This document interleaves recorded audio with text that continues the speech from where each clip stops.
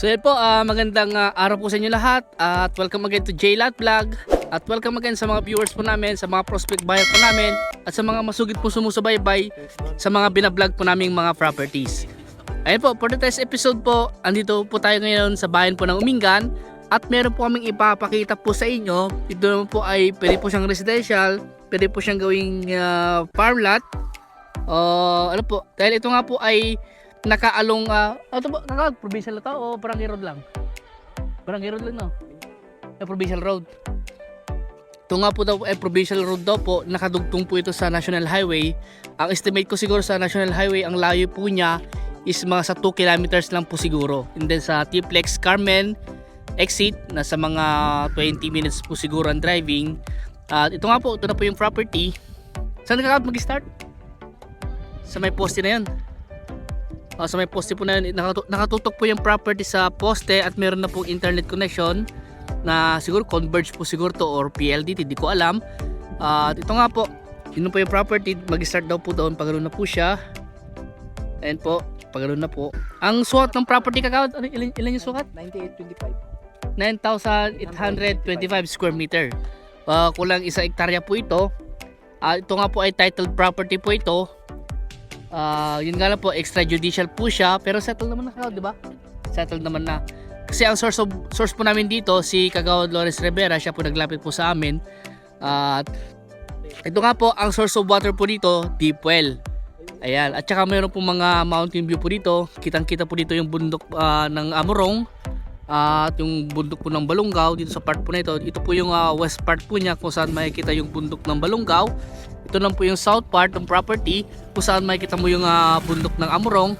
At ito lang po yung east part ng property kung saan makikita mo yung mga bulubundukin po ng Caraballo Mountain. Ayun po. At ito naman po yung north part kung saan east part pala yun. Tapos ito yung north part kung saan makikita nyo po dito yung bulubundukin po ng Caraballo o yung face side po ng ng Baguio City. Ayan. So ito nga po ay ilan yung presyo? 1.7. Kagawad. Yun ang sabi, 1.7. So yun po ang presyo po ng property, 1.7 million. Yun nga po, sagot ni seller yung kagawad, yung capital gain. Sagot niya yung capital gain tas porsyento ng ahente. So yun nga po, sagot po ni seller po yung capital gain tax, documentary stamp at yung porsyento ng kanyang ahente. Ito nga po, ang si buyer naman po, sasagutin po niya yung transfer of title, relocation survey at deed of sale. Yan po. So saan yung boundary dito? Yung part po na yan. Siguro ang estimate kong frontage sa 50 mahigit. Kasi itong poste na ito, as yung poste na yon ay mga 50 meters po ang layo po nila. Hanggang doon pa po yung property sa part po na yon.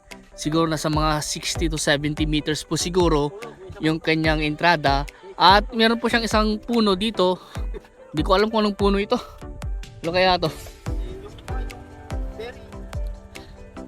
Berry yan. Yung blackberry na maliliit. Wild berries. Ayan. So, masuwig mo itong property. Ayan.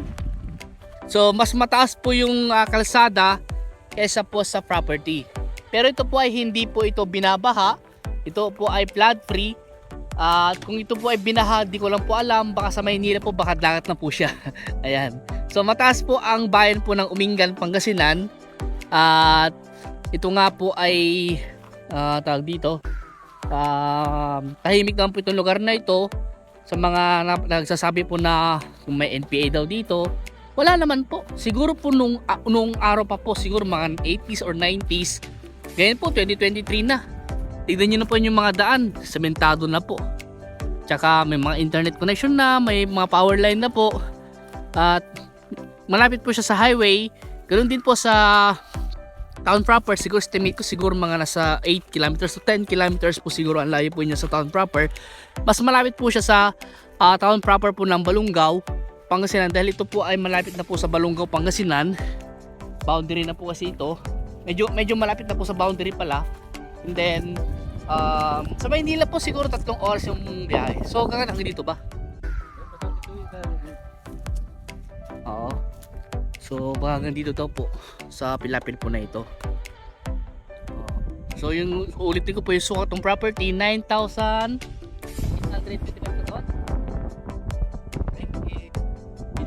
Oh, 9,825. Iyon po yung kabuuang sukat ng property. At yung na pong presyo ng property natin ay nasa 1.7 million. Sagot po ni seller yung capital gain tax, documentary stamp at porsyento po ng kanyang ahente. Ganun din po sa buyer naman po, ang sasagutin po ni buyer yung relocation survey, transfer of title at deed of sale. Ayan. Bakit extrajudicial? So ibig sabihin sasagutin din ni seller yung kanyang estate tax. Kasi extrajudicial siya, meron siyang estate tax na babayaran. Malit lang naman siguro yun. Malit lang naman siguro yung estate tax na babayaran niya dahil malit naman yung area, wala pa siyang isang hektarya. Ayun po. So yun na po yung barangay road o provincial road na tinatawag. At ito nga po, meron pong bundok. Ayan. Ayan. Dali na tanggalin to.